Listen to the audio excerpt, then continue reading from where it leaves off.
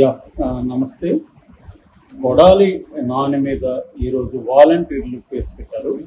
Gudivada one town police స్టేషన్లో ఒక వికలాంగురాలైన మహిళా వాలంటీరు పోలీస్ స్టేషన్లో కేసు పెట్టారు.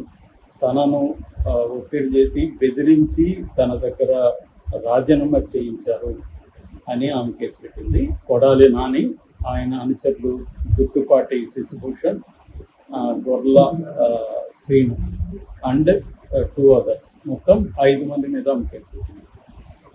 ఈ కేసును నమోదు చేసుకున్నారు, ఎఫ్ఐఆర్ కూడా చేశారు.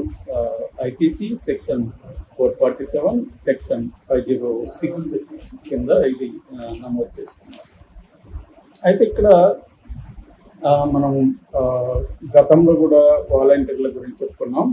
ఇటు తెలుగుదేశం, ఇటు వైసీపీ మధ్య వాలంటీర్లు నలిగిపోయారని చెప్పుకోవచ్చు. ఎందుకంటే ముందు నుంచి కూడా తెలుగుదేశం కానీ లేకపోతే జనసేన కానీ ఒక స్ట్రైట్ ఫార్వర్డ్ అప్రోచ్ అనేది వాలంటీర్ల విషయంలో లేదు. ఒక ట్విస్టెడ్ అప్రోచే ఉంది. ఎందుకంటే వాలంటీర్లు వ్యవస్థ వల్ల ప్రజలకైతే ఖచ్చితంగా మేలు జరిగింది. ఎందుకంటే వాళ్ళకి అనేక సర్వీసులు ఇంటి దగ్గర అందించడం, ముఖ్యంగా పెన్షన్దారులకు, ముసలి వాళ్లకు పెన్షన్ 1వ తేదీ ఇంటికి వెళ్ళి ఇవ్వడం జరిగింది. అట్లాగే కరోనా టైంలో మనం చూసాం, అనేక ఇబ్బందులను ఎదుర్కొని కూడా వాలంటీర్లు సర్వీస్ అందజేశారు. 50 ఏళ్ళకి ఒక వాలంటీరు అనే కాన్సెప్ట్ అయితే చాలా ప్రజలకి హెల్ప్ అయింది. ఇదే కాన్సెప్ట్ని కేరళ కానీ లేకపోతే ఇక్కడ తెలంగాణలో కూడా అమలు చేయాలని అనుకున్నారు. అట్లాగే ఇండియా వైజ్ కూడా అమలు చేద్దామని మోడీ అనుకున్నట్టు వచ్చింది. ఏదేమైనా వాలంటరీ వ్యవస్థ అనేది, సచివాలయ వ్యవస్థ అనేది ఖచ్చితంగా ప్రజలకైతే ఉపయోగపడింది. దాంట్లో కొన్ని లోపాలు అయితే ఉండొచ్చు. ఏ వ్యవస్థ అయినా కూడా పర్ఫెక్ట్ అనేది ఎప్పుడు ఉండదు. అయితే అది ప్రజలకు ఉపయోగపడుతుంది. అయితే ఇది జగన్కి ఉపయోగపడుతుంది. నేను చాలాసార్లు చెప్పాను, వాలంటీర్ వ్యవస్థ అనేది ఒక డబుల్ ఎడ్జ్డ్ వెపన్ లాంటిది. అంటే అది ప్రజలకు ఉపయోగపడుతుంది, ఏ పార్టీ అధికారంలో ఉన్నా ఆ పార్టీకి కూడా ఉపయోగపడుతుంది. ఎందుకంటే ఆ పార్టీకి మంచి పేరు వస్తుంది ఒకటి. రెండోది, ఎక్కువ భాగం వాలంటీర్లను అధికారంలో ఉన్న పార్టీ కార్యకర్తలకి ఇచ్చే అవకాశం ఉంది. కాబట్టి వాళ్ళు రేపు స్ట్రాంగ్గా ఆ 50 ఏళ్ళకి సంబంధించిన అన్ని మొత్తం సమాచారం అంతా కూడా ప్రభుత్వానికి చేరవేస్తారు. సో ప్రతి గ్రామంలో ఎవరు ప్రజలు ఏమి ఆలోచిస్తున్నారు, ప్రభుత్వం పట్ల ఎలా ఉన్నారు, ఇటువంటి విషయాలన్నీ కూడా ప్రభుత్వానికి ఎప్పటికప్పుడు ఆలోచిస్తాయి. అయితే తెలుగుదేశం బిగినింగ్లో వాలంటరీ వ్యవస్థకు సంబంధించి ఒక యాంటీ అప్రోచ్ని తీసుకుంది. చంద్రబాబు అసలు ఈ వాలంటీర్లు ఏంటి, దేనికి పనికొస్తారు, వీళ్ళు భవన సంచులు మోయడానిక, ఇదేం ఉద్యోగం, 5,000కి ఏమొస్తుంది, ఇలాగా మాట్లాడాడు. దాని తర్వాత మగవాళ్ళు లేనప్పుడు పోయి వీళ్ళు ఆడవాళ్ళు ఉన్నప్పుడు పోయి తలుపులు తడతారా అని కూడా ఆయన ఎద్దేవా చేస్తూ ఎగతాళిగా మాట్లాడారు. దాని తర్వాత పవన్ కళ్యాణ్ దాన్ని ఇంకా ముందుకు తీసుకెళ్ళిపోయి అసలు వాలంటరీ వాళ్ళని మొత్తం మిస్సింగ్ కేసులు, అంటే దాదాపు 32,000 మంది స్త్రీలు మిస్ అయ్యారు. దీనికి ప్రధాన కారణం వాలంటీర్లే. హ్యూమన్ ట్రాఫికింగ్, అంటే మహిళల ట్రాఫికింగ్కి వాలంటీర్లే కారణం అనేది ఆయన మాట్లాడాడు. దాని తర్వాత విపరీతంగా వాలంటీరీ వ్యవస్థ నుంచి వ్యతిరేకత వచ్చింది. పవన్ కళ్యాణ్ వ్యతిరేకంగా ఊరులో వాలంటీర్లు రోడ్ల మీదకి వచ్చి నిరసన తెలియజేశారు. దాని తర్వాత పవన్ కళ్యాణ్ కూడా యూటర్న్ తీసుకొని వాలంటీర్లు నేను అనలేదు, కొంతమంది అలా ఉన్నారు, మొత్తం వ్యవస్థని నేను అనలేదు అని అతను మాట్లాడాడు. ఆ తర్వాత వాలంటరీ వ్యవస్థను మేము వచ్చినా కూడా కంటిన్యూ చేస్తాం, మేము పెట్టేవాళ్ళమే కానీ వాళ్ళ దగ్గర ఉన్న దాన్ని తీసేసుకునే వాళ్ళం కాదు అని కూడా పవన్ కళ్యాణ్ అన్నాడు. చంద్రబాబు ఇంకా ఒక స్టెప్ ముందుకేసి వాలంటరీ వ్యవస్థను మేము కంటిన్యూ చేస్తాం, అట్లాగే వాళ్ళకి 10,000 ఇస్తాం, డబ్బులు చేస్తాం. అయితే విధి విధానాలు ఏమో అప్పుడు చెప్పలేదు. అంటే ఇదే విధంగా 50 ఏళ్ళకి వాలంటీర్లు ఉంటారా, ఇది ఇప్పుడున్న వాలంటీర్లు అందరూ కంటిన్యూ అవుతారా, ఇవేమో ఆయన చెప్పలేదు. తర్వాత వాలంటీర్లను మన నిమ్మగడ్డ రమేష్ కంప్లైంట్ మేరకు ఈ ఎలక్షన్ కమిషన్ అనేది వాలంటీర్లను సస్పెండ్ చేసింది. అంటే వాలంటరీ వ్యవస్థ అనేది ఉండొద్దు ఎలక్షన్ వరకు తెలుసు. దాంతో వాలంటరీ వ్యవస్థ ఒక రకంగా నిర్వీర్యమైంది. జగన్కి అది మైనస్ కూడా అయిందని చెప్పచ్చు. ఎందుకంటే వీళ్ళ ద్వారా ఆ 50 ఇళ్లలో ఓటర్స్ని ఇన్ఫ్లుయెన్స్ చేసి ఓట్లు వేయించుకుందాం అనేది జగన్ ప్లాన్.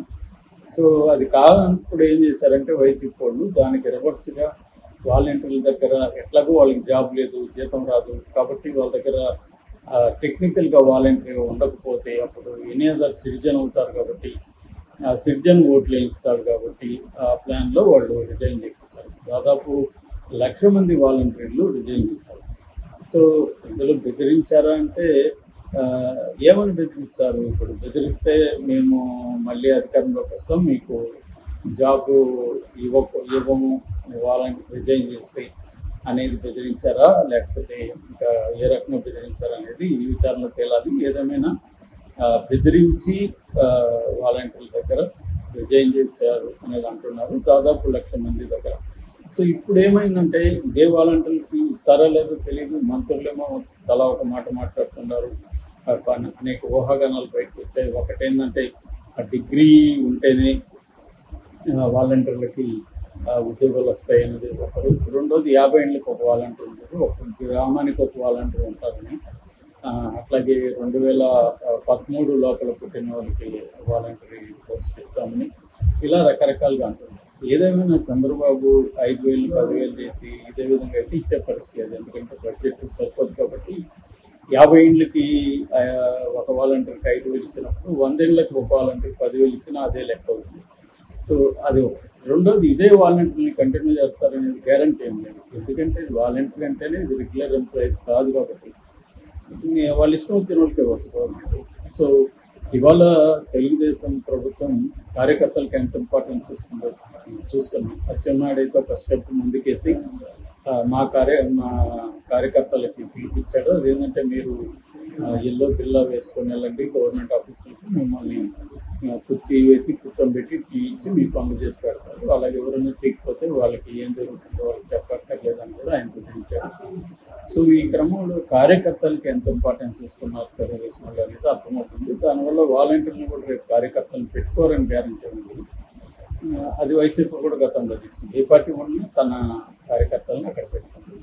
ఎందుకంటే వాలంటీర్ వ్యవస్థ నేను డబ్బులు పెట్టి ప్రజలకు పనికి రావాలి, మనకు కూడా పనికి రావాలన్న ఉద్దేశంతో జగన్ అది పెట్టాడు. అదేవిధంగా చంద్రబాబు కూడా ఆ కాన్సెప్ట్ అర్థమైంది. అటు ఇటు మార్చినా కూడా అదే ఓవరాల్గా ఎసెన్స్లో అదే వ్యవహారాన్ని కంటిన్యూ చేసే అవకాశం. ఇప్పుడు ఈ 1 lakh రిజైన్ చేసిన వాళ్ళందరూ కూడా తెలుగుదేశం నాయకుల దగ్గరికి పోయి మొరపెట్టుకుంటున్నారు. మళ్ళీ మా పోస్ట్ మాకు ఇవ్వండి, మమ్మల్ని అప్పట్లో బెదిరించడం వల్ల మేము రాజీనామా చేస్తామని చెప్తున్నాం. నిజంగా బెదిరించారా, వీళ్ళు వాలంటరీగా రాజీనామా చేస్తారా కరెక్ట్గా తెలియదు. ఏదేమైనా వాళ్ళు ఇప్పుడు చెప్పేటప్పుడు అలా చెప్తారు కాబట్టి బెదిరిస్తున్నారు అన్నారు. దాంతో తెలుగుదేశం వాళ్ళు ఏం చేస్తారు, ఇదే అవకాశం అని చెప్పి మీరు ఎవరైతే బెదిరించారో వాళ్ళ మీద కేసులు పెట్టేసి అప్పుడు రండి, అప్పుడు ఆలోచిస్తామని చెప్పారు.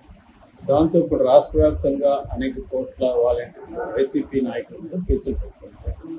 ఈ కేసుల వల్ల ఏమన్నా తెగుతుందా అంటే డౌటే, కానీ బట్ కొంతవరకు అరెస్ట్ చేయొచ్చు. ఒకటి. రెండోది వాలంటీర్లు ని ఎట్లా బెదిరిస్తున్నారు వైసీపీ వాళ్ళు అనేది జనంలోకి తీసుకోవడానికి.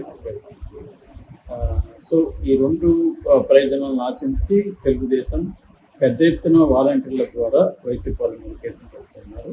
రీసెంట్గా ఇప్పుడు కొడాలి నాని మీద కేసు పెడుతున్నారు. కొడాలి నాని వెంటనే అరెస్ట్ చేసేదానికి పోలీసులు కూడా వాళ్ళ ఇంటికి వెళ్తున్నట్టు వార్తలు వచ్చాయి. దీనికి ప్రధాన కారణం ఏంటంటే నిన్న మనం చూసాం కొడాలి నాని సీరియస్గా ఒక వీడియో చేసి అందులో చంద్రబాబుని యథావిధిగా చెప్పాడు. ఇంతకు ముందులాగా బూతులు మాట్లాడటం, వాడి వీడు అనుకోవడం ఇవన్నీ మారిన విషయం అయితే అర్థమవుతుంది. దత్తపుత్రుడు ఇలాగా పవన్ కళ్యాణ్ మాట్లాడేవాడు.